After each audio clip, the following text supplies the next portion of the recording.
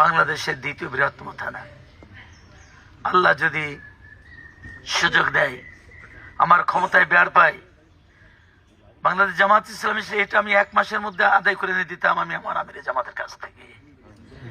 আমি এই মনিরামপুরের প্রশাসনিক যে কষ্ট হয় এটা আসান থাকবে একটা, কিন্তু মনিরামপুরে প্রস্তাবিত রাজগঞ্জকে থানা করার জন্য আমার যা যা প্রয়োজন তাই করবো আমি আপনাদের সামনে ঘোষণা দিলাম।